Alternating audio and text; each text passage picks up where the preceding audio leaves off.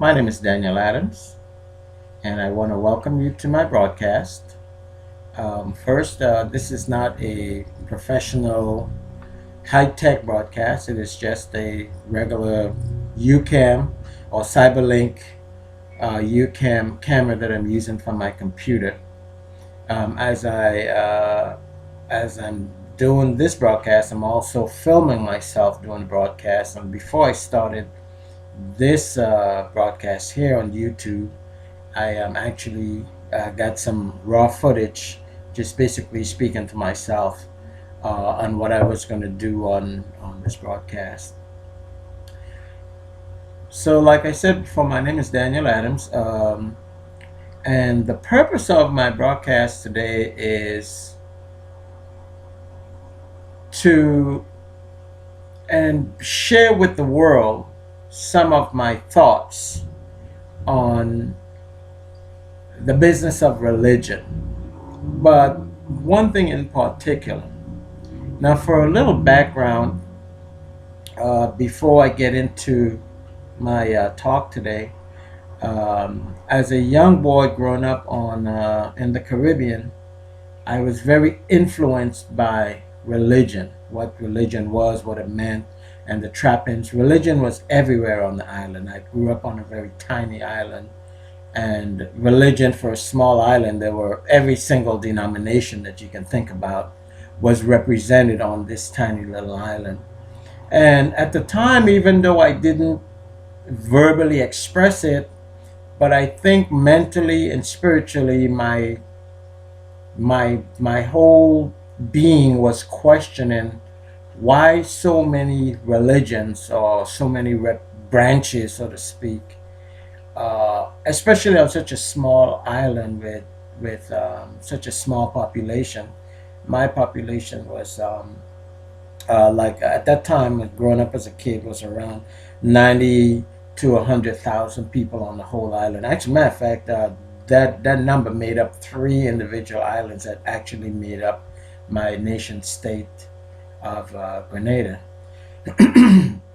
And like I said, the Catholic Church was the biggest of amongst all these other groups, followed by the Anglicans, and then all the Methodists was third, and followed by the Seventh-day Adventists and the Jehovah's Witnesses and all the other ones.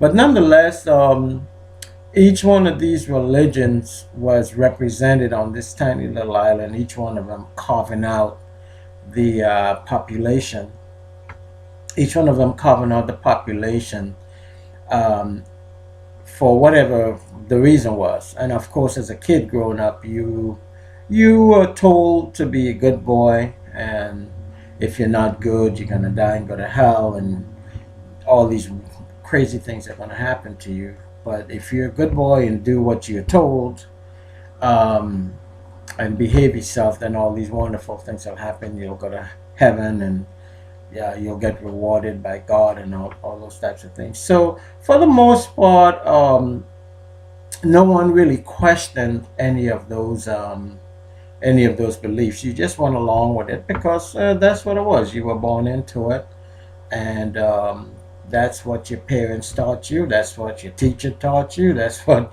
you just learned that. So that's just the way it was. So I want to kind of fast forward a little bit to yesterday, December 20th, 2014, which I think is a new milestone for me in my life. And the reason I say that is, um,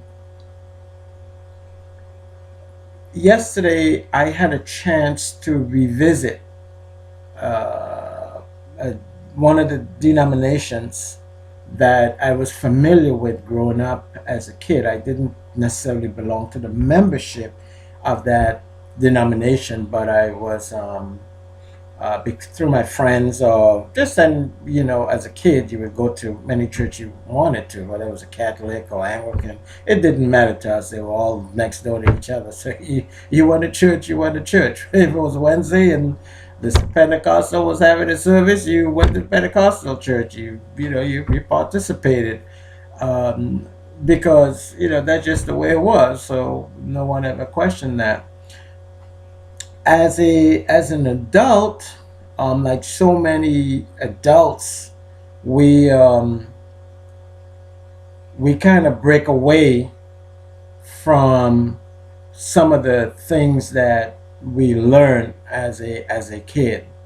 So, for example, when you're a child, you're told that there's a Santa Claus, there's a boogeyman. Um, Santa Claus brought these presents and left them here for you, and you never see Santa Claus. You don't know who he was, but he left you something, so you believed in him. And our parents tell us all these things, and we go along with that.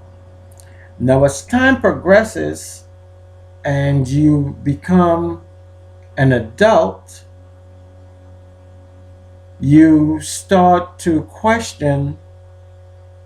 You start to question some of these things your parents tell you, like Santa Claus, and all of a sudden you're an adult and Santa Claus quit bringing you gifts and leaving you things under the Christmas tree, and you've been a bad boy and you did all these things that your parents told you not to do, but you then all of a sudden you realize that the boogeyman is not getting you. So you move into a different phase. You start questioning different things. As a young man, growing up in the Anglican church, I did whatever the priest told me to do. I came in, I rang the bell, I was an acolyte, and I just went along. I went to the funerals, whatever needed to be done, that's what I did. Um, like I said, this is not a very high-tech operation, so I need to excuse myself and turn the lights on here for a minute. Let's see. Thank you. Let's see if that would give us a little better quality on the video. So, as a kid growing up, I've been influenced by the idea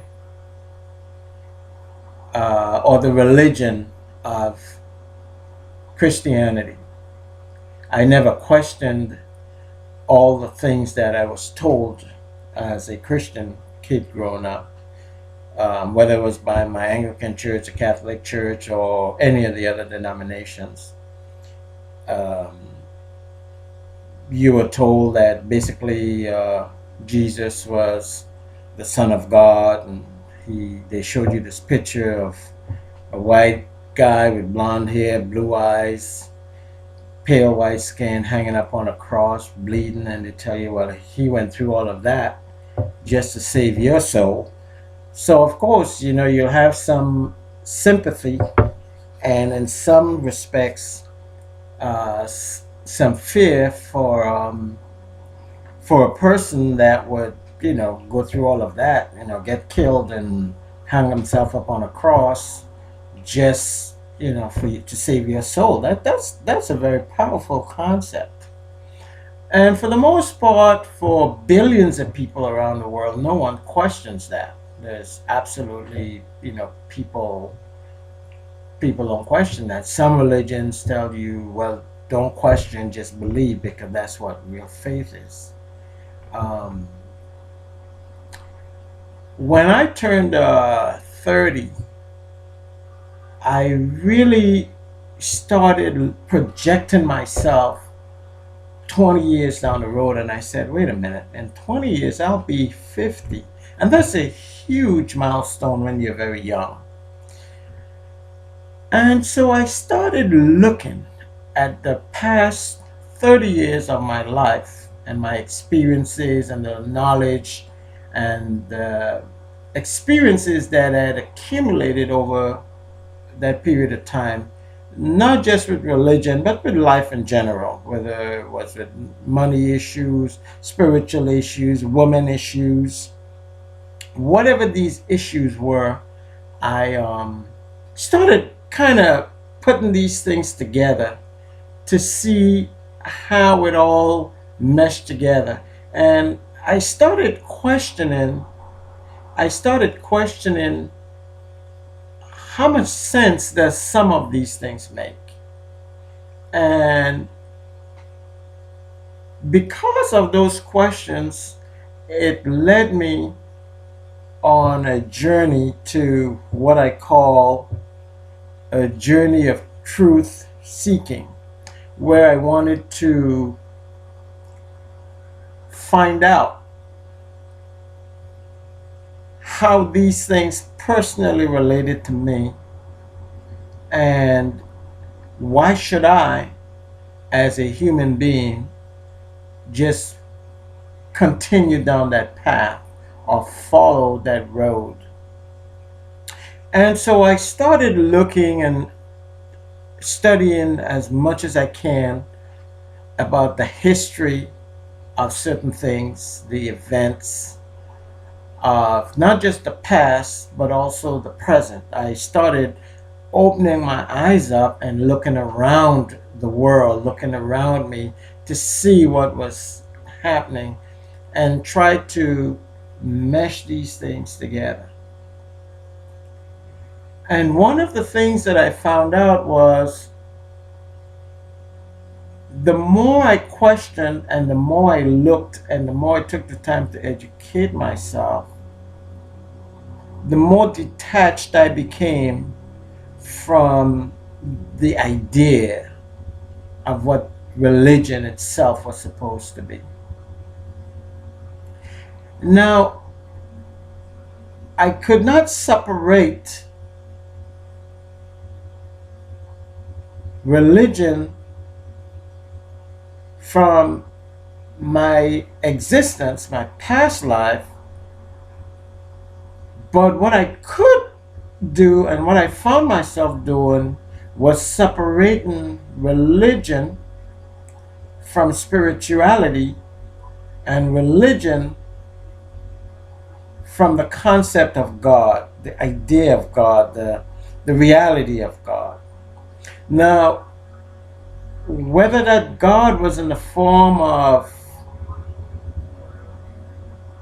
whatever you wanted it to be, or what name you wanted it to be, the concept of God I found to be very real. There was no question in my mind that the more I looked around the universe, the world, the current reality that we call this earth or this universe, what we know about it, I became more and more attached to my belief in the idea of God. And I combined that with the experiences that I personally have had from the prior 30, 35 years of my existence here on earth. So it was not a matter of your parents telling you about God or the boogeyman or Santa Claus or the pastor or the bishop. It wasn't, all these external forces were excluded. These were now my personal experiences, my personal belief, my personal knowledge, let's say, that I had accumulated by taking the time to study. And when I say study, I don't mean sitting in a classroom, in a physical classroom of a school or anything, but studying in the university of life. The more I studied and I realized that God is real.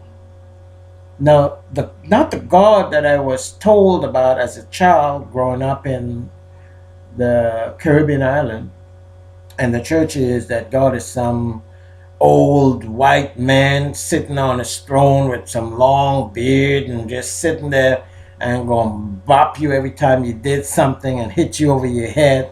if you didn't behave yourself and all that sort of stuff. I disassociated myself from that God, the God that a lot of religions tell you is so mean and evil and wicked, and it's gonna kill you if you commit a sin. I disassociated myself from that God. I wanted nothing to do with that God. As time went along and I got closer into my 40s, I went on another mission to find myself and to find a religion that would basically fit me, pretty much like you would put on a suit or a pair of shoes. That's what a religion is. It's something that kind of fits you. If you feel good in it, then you say, hey, I can work with this. Then you stick with it.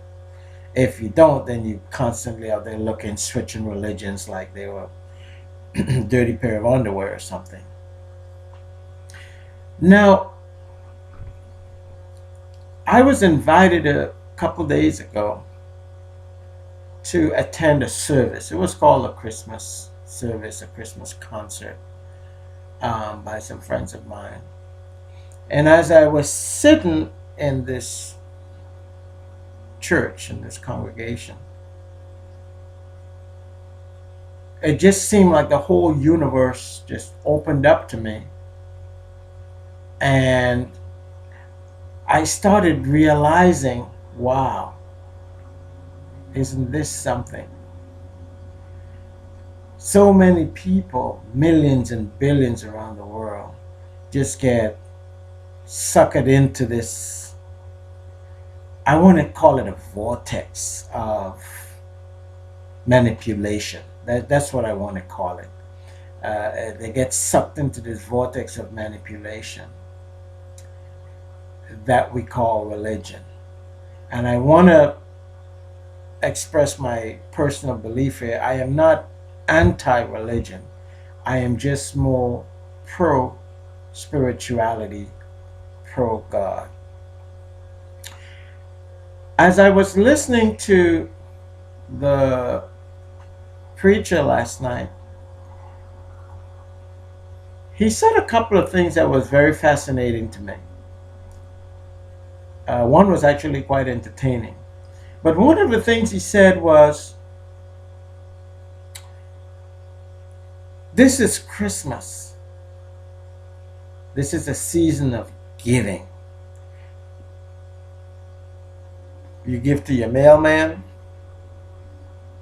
You give to your maid, your taxi driver. You give to everybody that provides you services throughout the year. So remember, this is a season of giving. And I said, oh, okay. I see exactly where he's going with this one. I know what was coming next, but I went along with the program.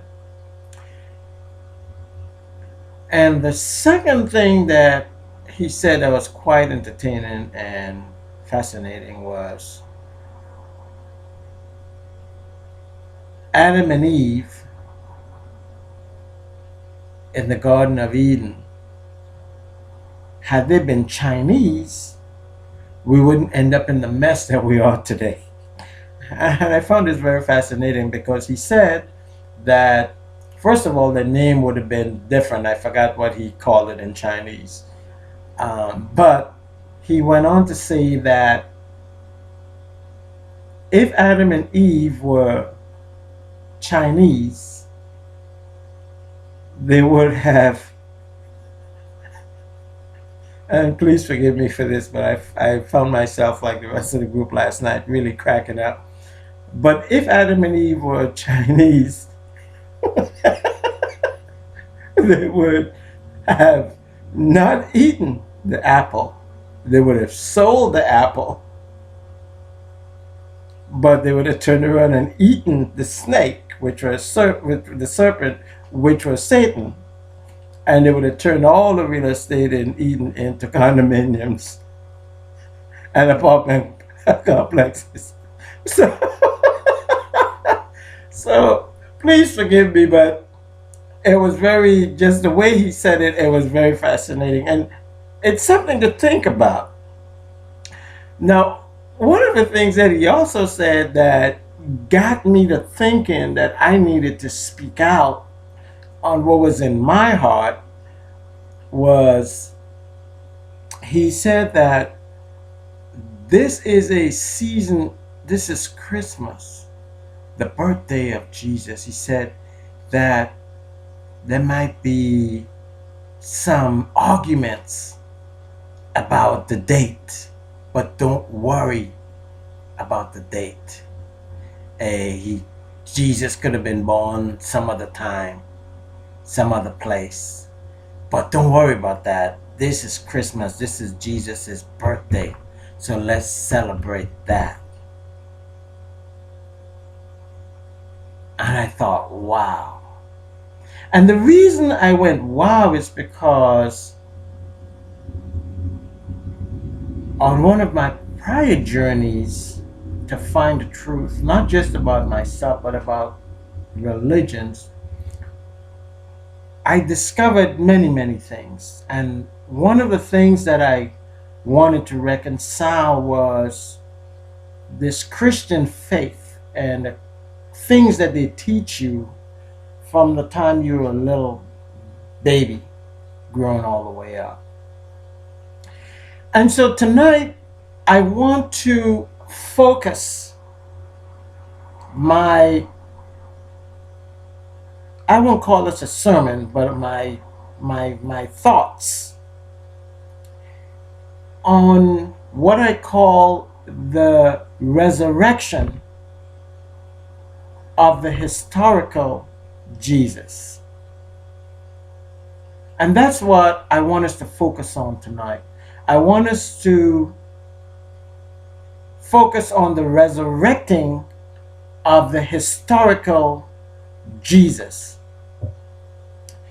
If you look around the landscape of all the major religions, even in Islam, Jesus is a very cornerstone of the religions. Well, I guess you would say maybe not so much in Judaism, even though he is acknowledged. But if you look around Islam and the rest of the religious landscape, some religions bypass Jesus. Some religions bypass God altogether and focus on Jesus. Jesus has become God, Son of God, He everything. And I always found this very fascinating because one of the things that I could never reconcile in my journeys, even as a kid growing up, was the idea of this Trinity, this three God business. The idea of God the Father, God the Son, and God the Holy Ghost. I had a lot of time reconciling those three things. I also had a tough time reconciling why would God take his son and hang him up on a cross and put nails in his arms and let him bleed to death till he was dead. I always found that that was a very cruel thing to do. And I'm thinking, man, I'm not even God, but I wouldn't even do something like that. So I always had this problem of reconciling some of the teachings of some of these religious institutions. And listening to this preacher last night gloss over the idea that the actual birth date of this Jesus that they're worshiping and singing all these praises to was not important. Let's just gloss over that. Let's not worry about that part. Let's just continue to give.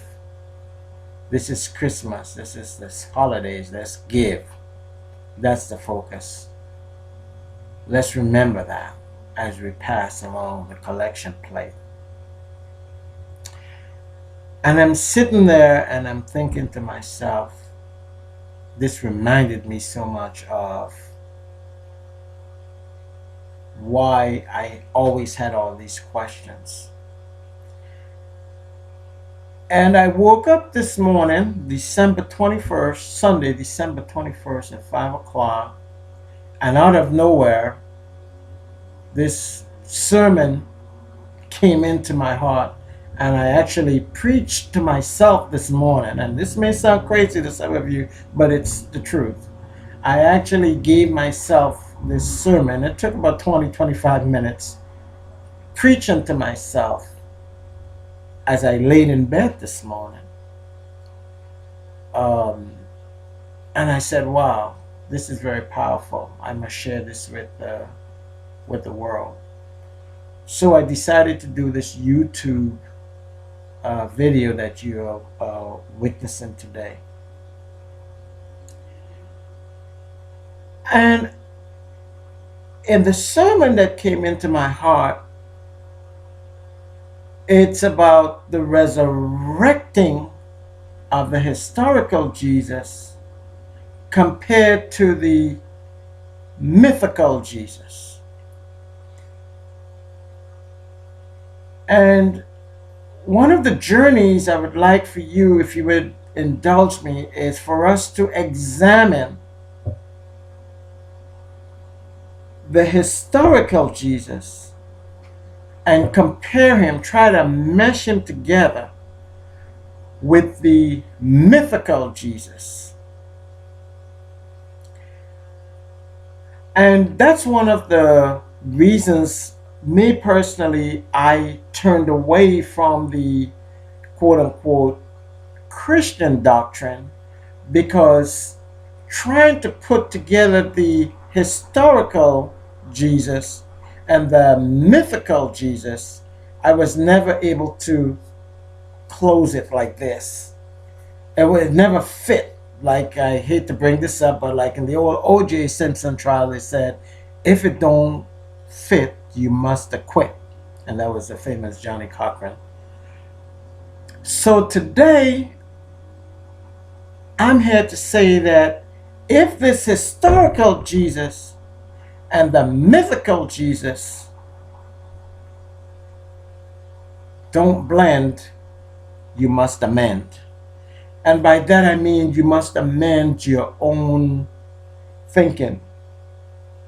You must start questioning. You must start learning. You must start acquiring the knowledge of the historical Jesus and the mythical Jesus. Now, I am a believer in the historical Jesus. I can believe and I can follow the historical Jesus. I can do that. The mythical Jesus, however, I have a lot of problems with that Jesus,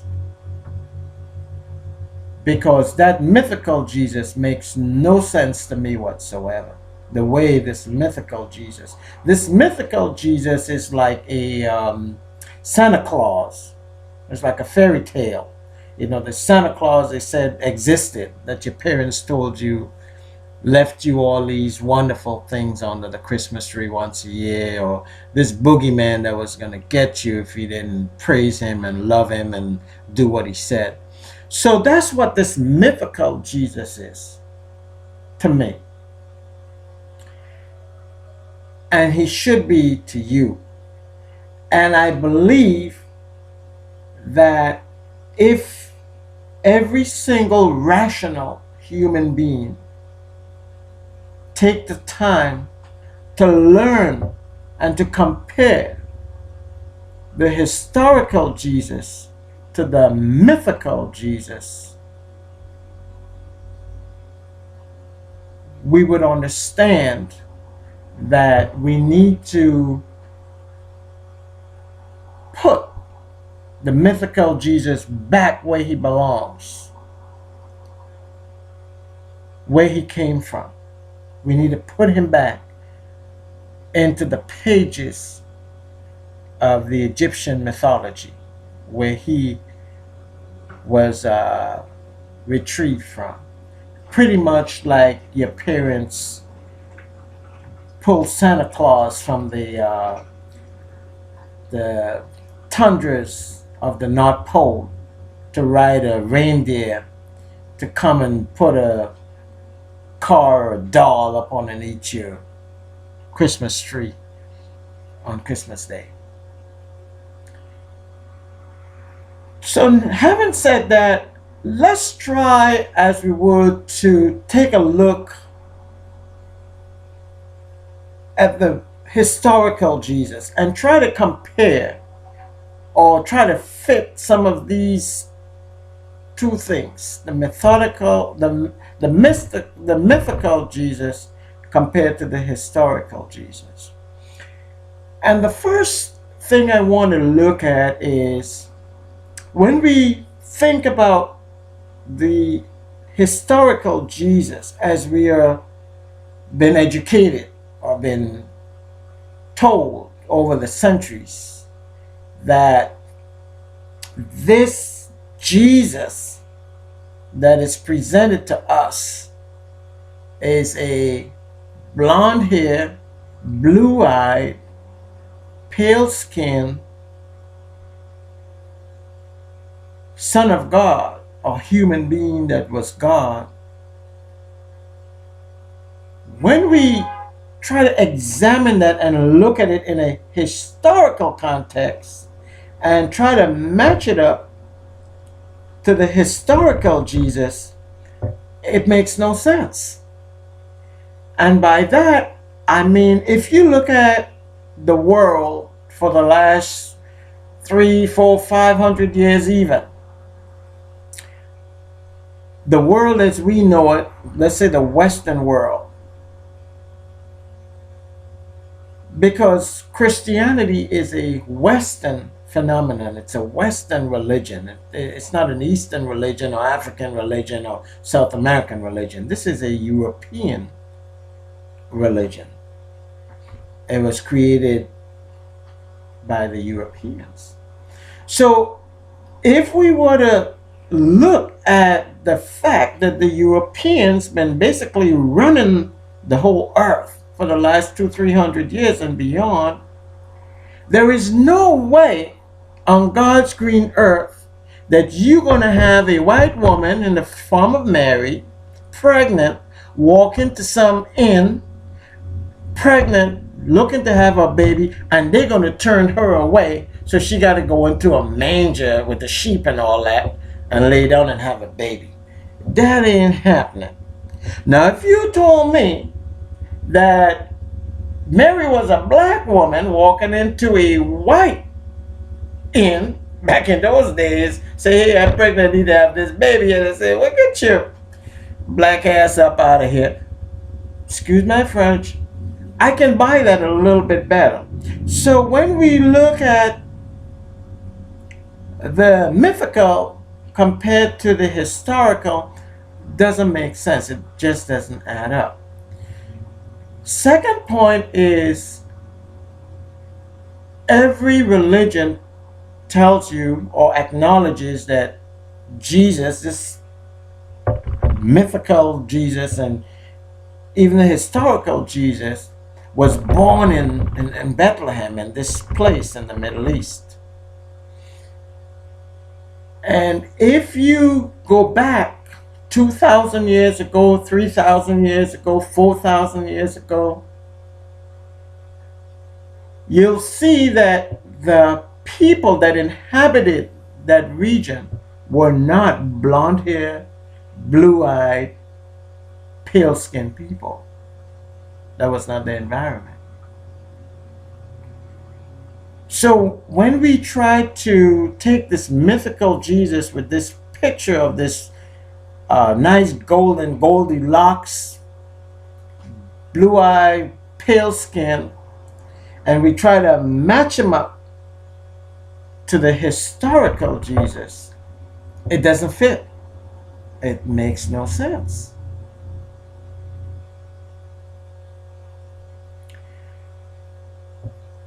The other thing is, when we look at the historical Jesus and we match him up to the mythical Jesus in terms of religion,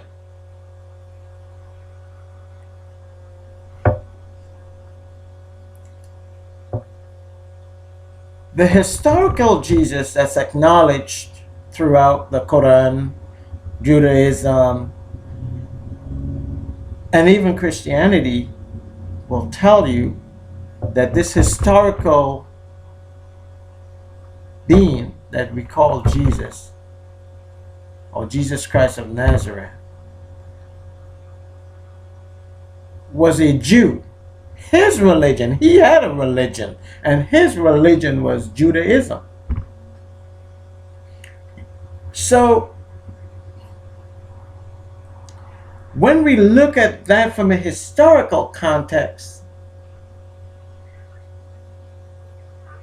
we would have to ask ourselves, why would a Jew start another religion other than what his religion was? And there are no historical records in existence to support the fact that this historical person known as Jesus Christ of Nazareth actually started any religion. Now, we do know that he was fighting against the Jews of the time to remind them that they should go back to closer to the Creator, what their Creator intended them for. They should go back to living the life that God intended for them to live. The God of Abraham and Moses and all these great prophets that lived before Jesus Christ.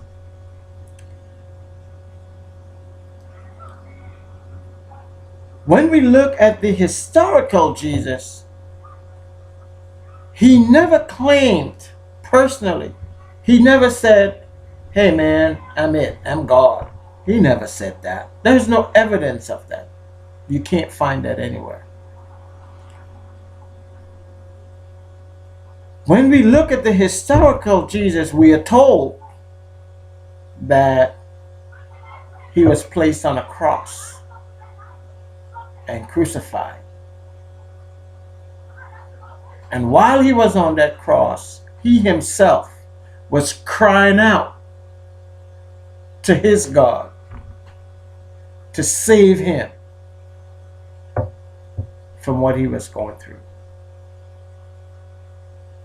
Think about that. Think about that. If you are God, or you're the Son of God, why would you be crying out basically to yourself to save yourself?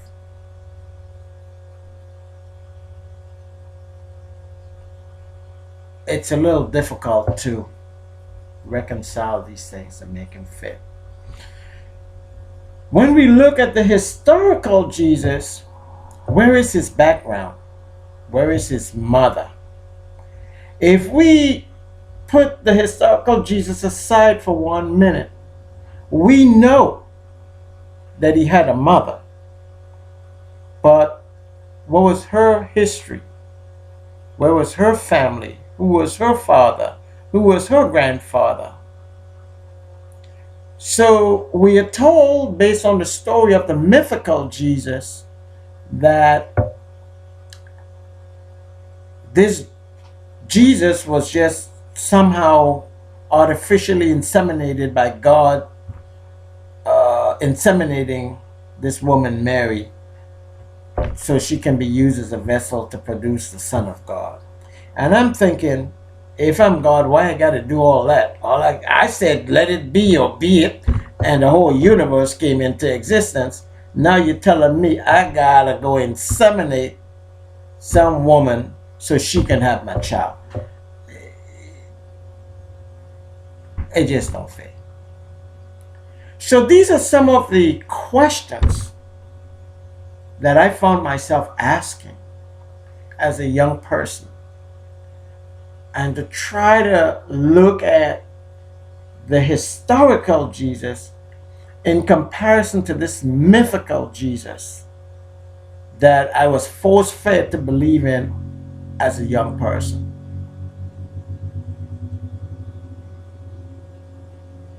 As I got older into life, but before I say that, let's take a look a little bit at the mystical Jesus, the mythical, not mystical, but mythical Jesus.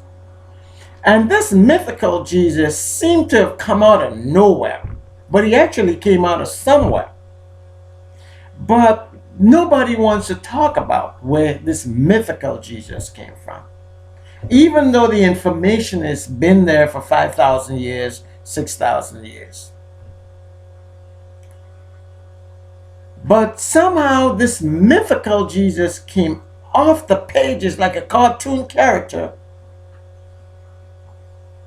And he's got this beautiful blonde hair, blue eyes, pale skin. And he's like a super dude. He doing all this crazy stuff. I mean, he resurrecting, raising from the dead and flying up to heaven and doing all this wonderful stuff. And to make him real super, we are told that he's going to come back and save all of us. But when we look at the historical Jesus, we don't see any evidence of that. The historical Jesus was not trying to sell us a bill of goods.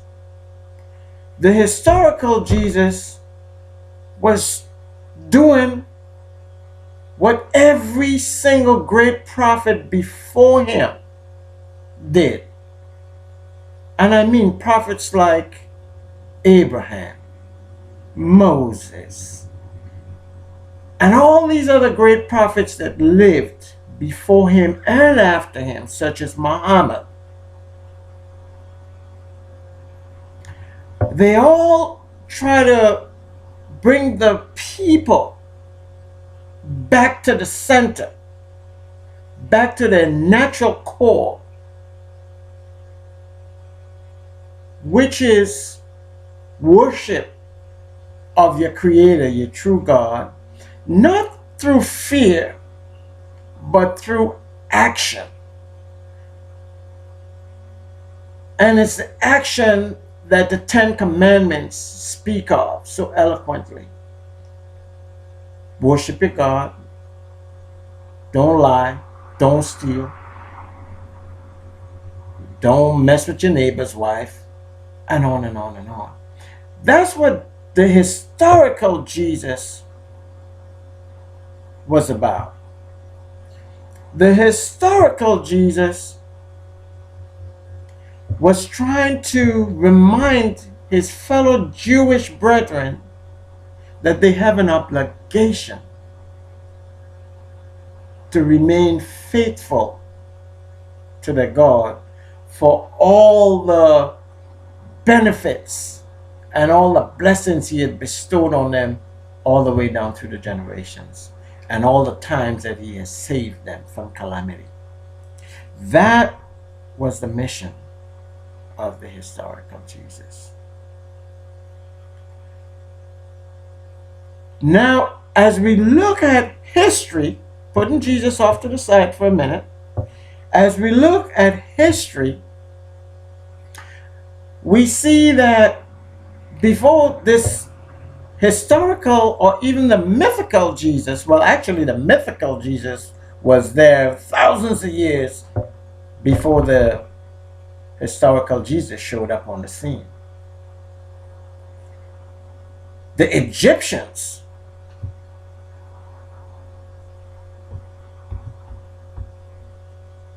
the Africans,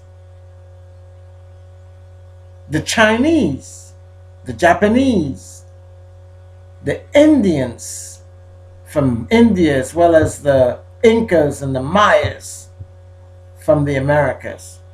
All these civilizations predated this historical Jesus.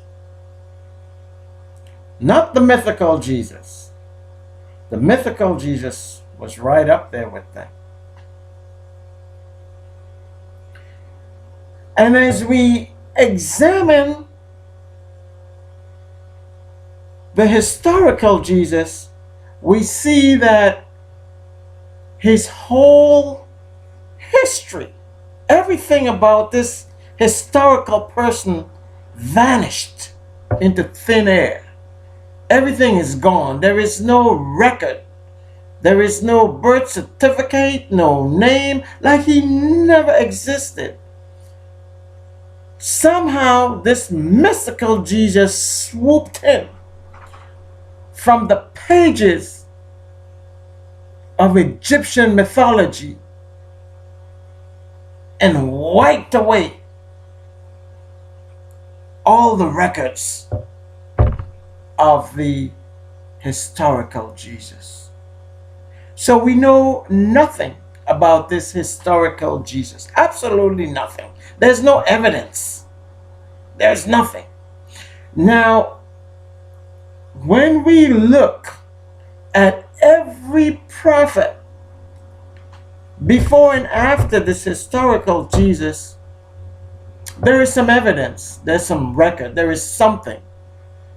You know, we know, go 5,000 years, 6,000 years back to Abraham. We knew a lot about Abraham. We knew his name of his wife, his kids, all the people that came out of his loins. We knew that standing today is a monument that was built by Abraham 5,000 years ago, 6,000 years ago. And it's standing today in Mecca. Abraham built the Kaaba that the Muslims pray and circulate by the millions every year.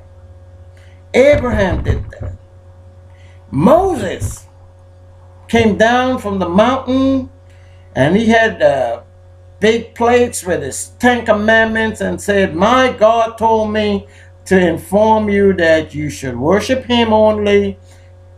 Don't kill each other. Don't hate each other. Don't, excuse my language, but don't mess with your neighbor's wife. Don't covet.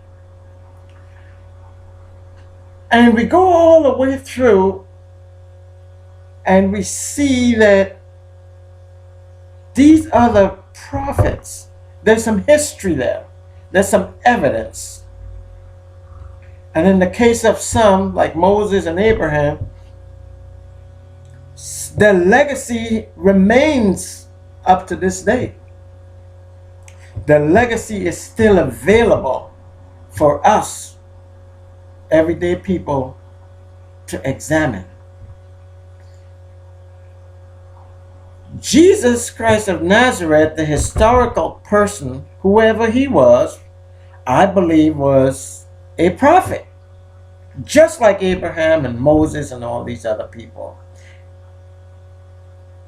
He was a great prophet as recognized by the other religions, because his message was very powerful. And he was not afraid to challenge the establishment. He was not afraid to die for what he believed in. He was not afraid to stand up and say, you guys are all a piece of shit. Excuse my French. What you're doing is wrong. And we must get back closer to our Creator. We must get back closer to our Creator. But somehow, a person that powerful that lived, there is no evidence. There is no evidence of him existing. We cannot even agree on his birth date. We argue about when his birth date was, what day he was actually born. Because trying to fit this mythical Jesus with the historical, it's a messed up. The glove is not fitting because some parts fit, but the other parts, it's falling apart on us. It's falling apart on us. So what we as individuals must do is to take it upon ourselves to open up the history books, open up the dictionaries, the encyclopedias, go on the internet, and do some research on this mythical Jesus. We need to find out where and who this mythical Jesus is. And once we are armed with that knowledge, we would see in broad daylight. It'll be right in front of us. It's there now. But we've been blinded by threats of believing without questioning. Because if you question without just believing, you're not a believer. And that's the way that we've been captured. If you take the time to study and to research this mythical Jesus compared to the historical Jesus, you'll see and you'll find that this mythical Jesus came out of Egyptian mythology.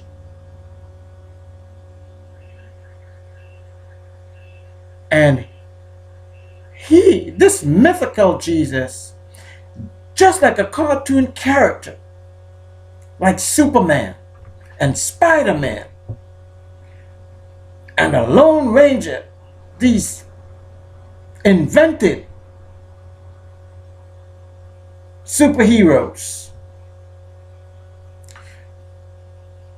This mythical Jesus was actually taken out of the pages of Egyptian mythology and was used not only to overshadow and to erase the historical Jesus,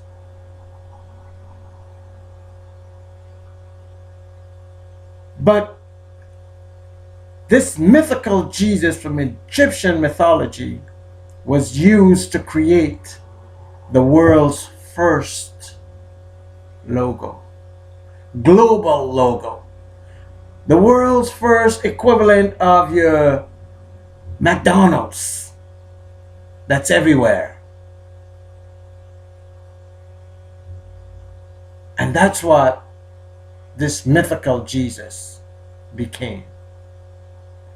This mythical Jesus became a brand, a franchise, a business, in the form of what we know today as the Catholic Church. If we look at the Catholic Church, we see that it is the largest business, global business, that probably ever existed in human existence.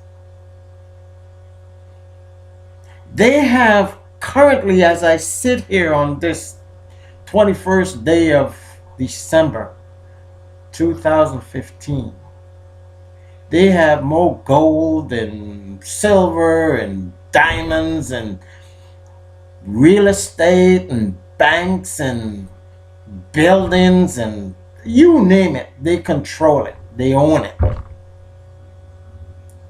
All over the globe.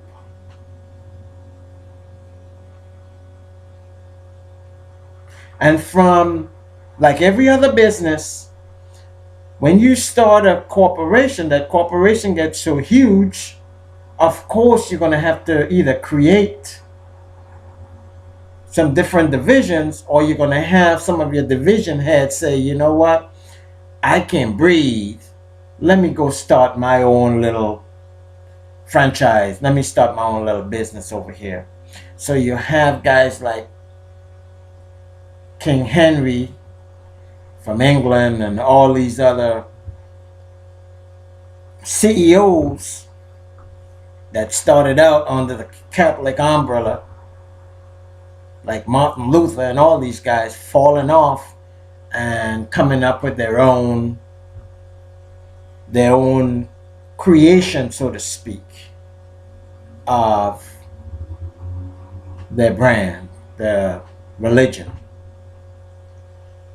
But the one thing remains the same, that this mythical Jesus remains the centerpiece of all of the religions.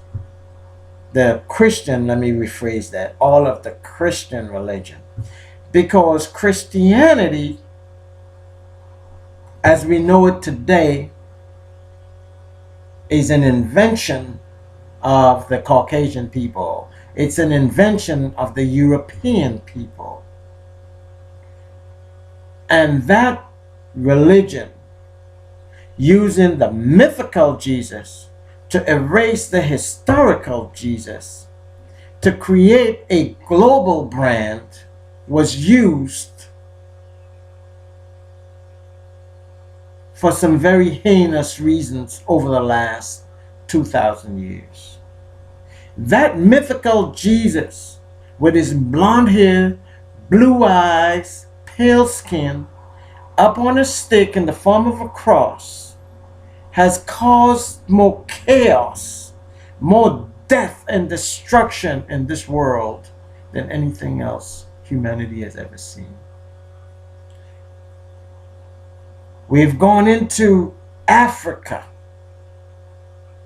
with crosses and say, hey, this is your God. You are savages.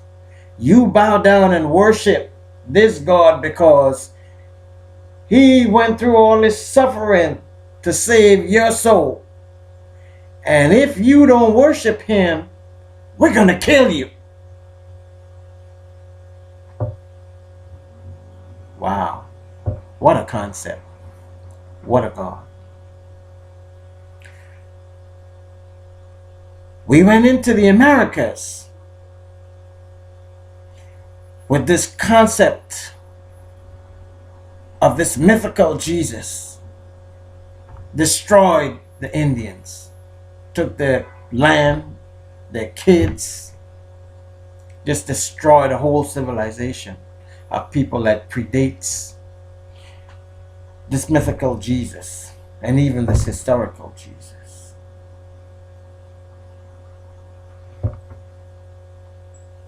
We went around the world, went into the Middle East with the mythical Jesus,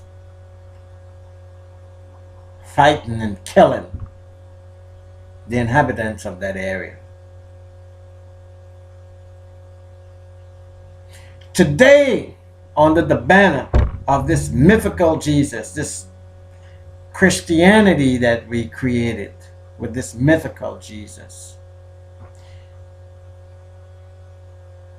we fight wars. We have nuclear weapons. All these quote unquote Christian countries, Christian nations, We drop bombs. We have the most advanced and powerful way to kill and destroy humanity. Because the mythical Jesus is a business. It's a franchise. That mythical Jesus has no heart.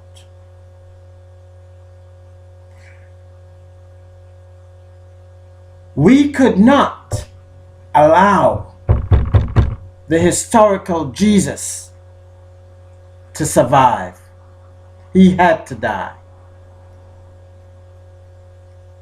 Because if the historical Jesus was alive today, they wouldn't put him up on a cross to kill him. They'll put a bullet through his head. He would suffer the same fate. Because the historical Jesus was about goodness, peace, love.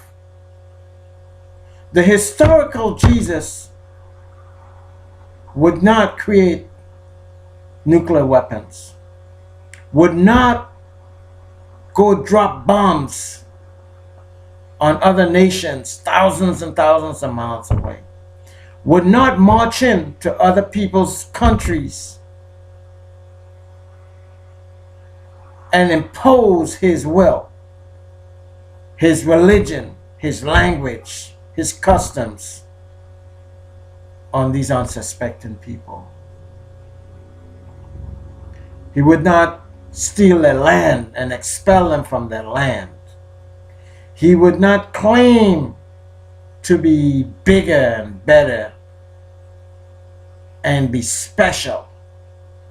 And because of that privilege, he can exterminate a whole people and remove them from their land. The historical Jesus would fight all those things. He would not participate in it.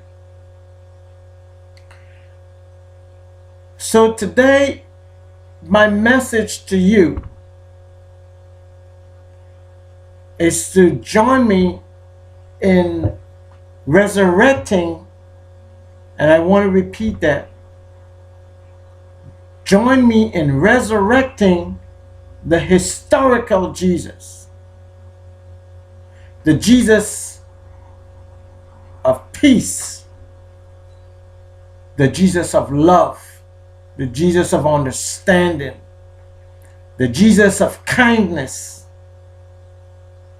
the Jesus that served the poor, the Jesus that fed the poor, the Jesus that healed and spent time with the sick and the lepers, the downtrodden, the homeless that we see out there on the streets of America and Europe today.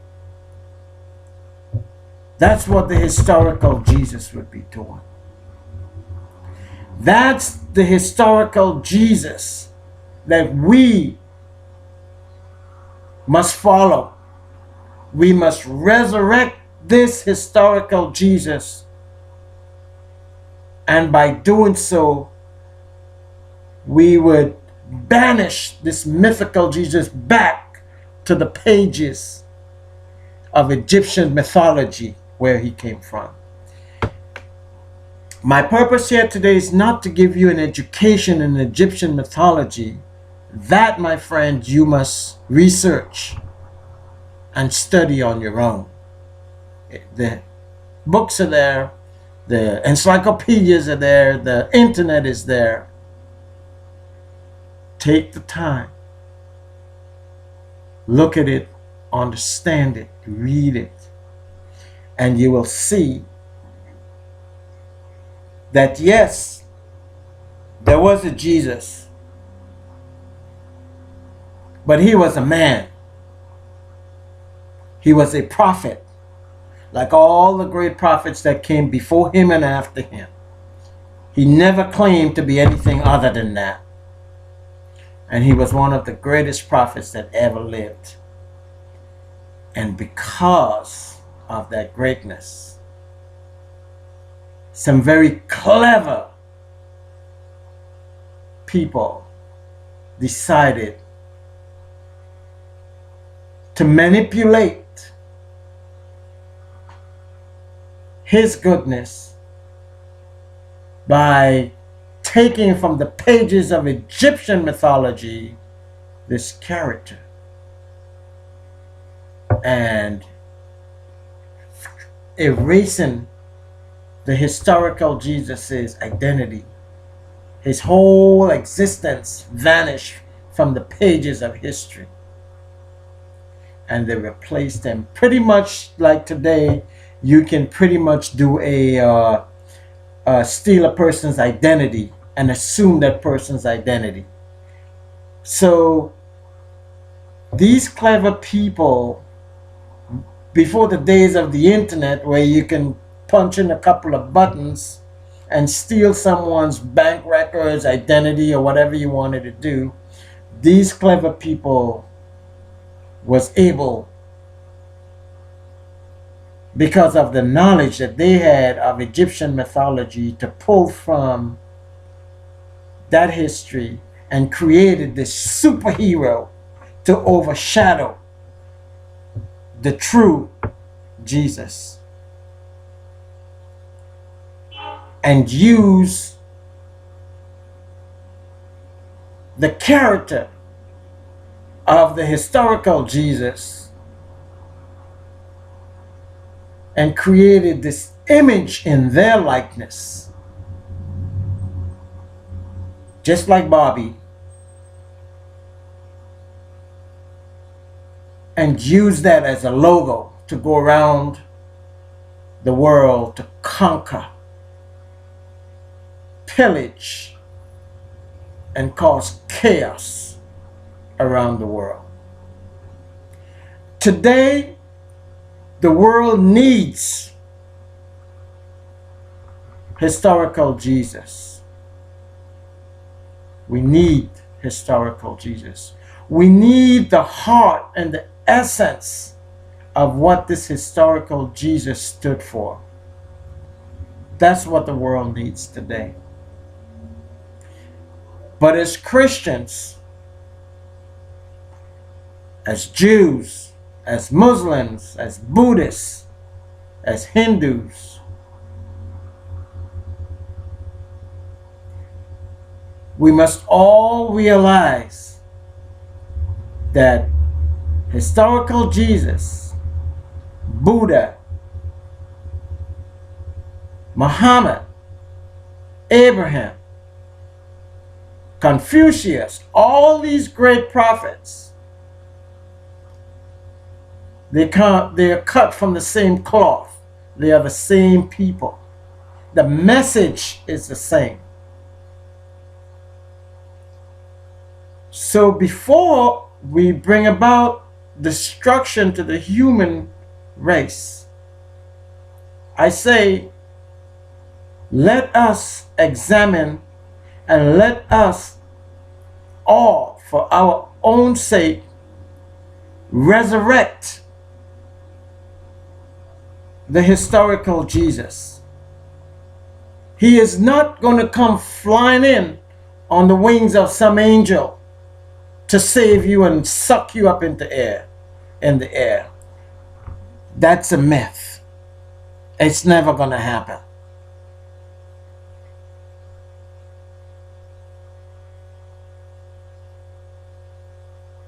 The historical Jesus never left. The historical Jesus is here. We must resurrect his message. We must resurrect his image. We must resurrect his essence. But most importantly, we must resurrect and follow his actions. Just like all the other prophets before and after him. They weren't about words. They weren't about promises. They weren't about selling you a bill of goods that I'm going to disappear, go talk to my father and come back and take some of you back with me next time. No. They were all about action. They were about teaching and showing you by personal sacrifice and personal example how you as an individual should live to be closer to your Creator and to live the existence that your Creator intended you to live.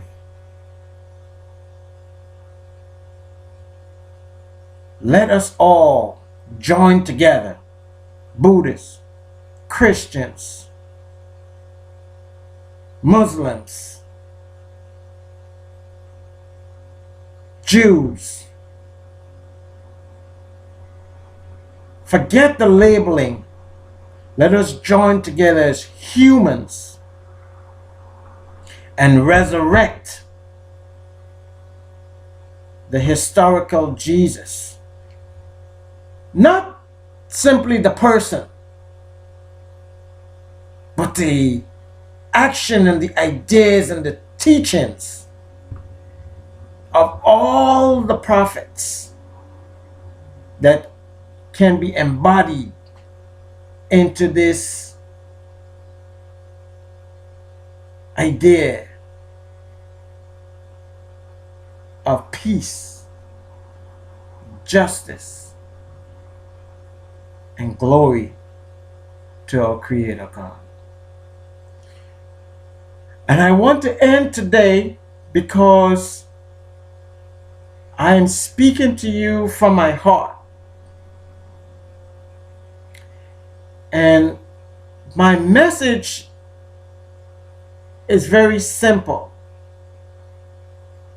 That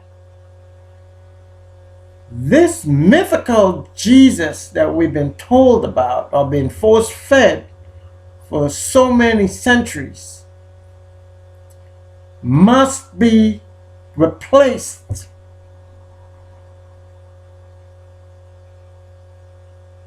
with the historical Jesus. And I will tell you why.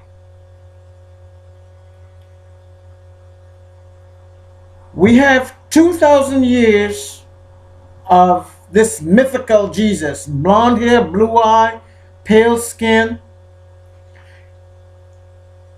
And we have 2,000 years of history. And that history is filled with nothing more than death and destruction and nuclear weapons and wars.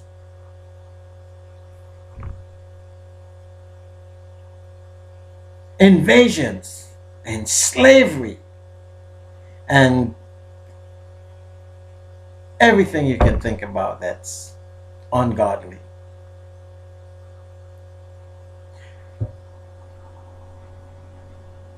The historical Jesus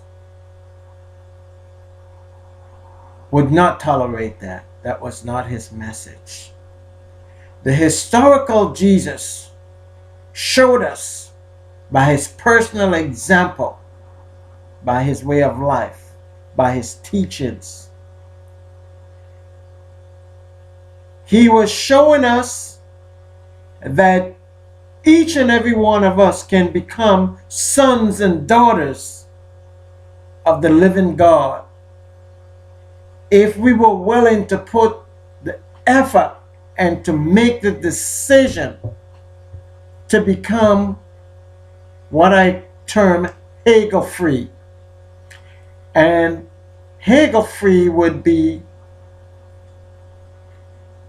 freeing yourself of hate, anger, greed, ego, envy, and lust.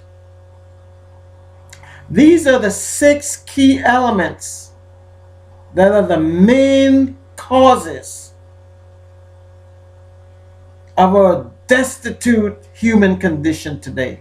These are the 6 key reasons why we as a species cannot break away from bondage and become true sons and daughters of God.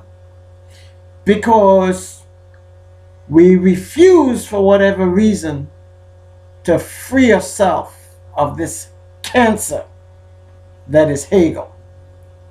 And that's what the true Jesus, the historical Jesus, was all about. And the reason that the historical Jesus would be shot in the head today like he was put up on a cross, because his message was a threat to the establishment. The warmongers, the conquerors, the invaders, the manipulators, the robbers.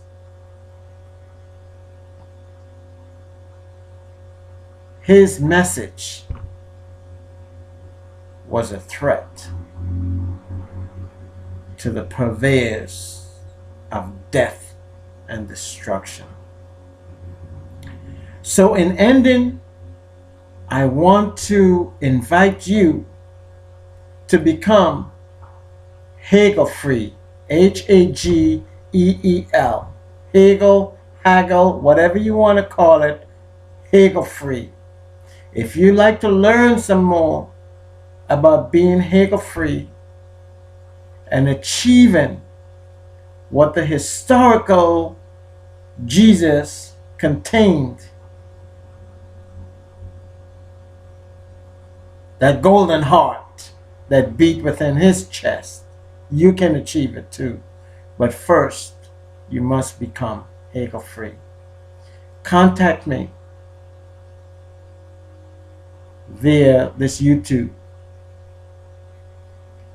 and I'll be more than happy to send you whatever information I have that will help you become Hegel free. The opportunity is here. The age of enlightenment is here. We must act today. We must individually choose to make that decision to resurrect the historical Jesus in our hearts and act and follow the actions of the historical Jesus. No more hate, no more anger, no more greed, no more egos, no more envy, no more lust.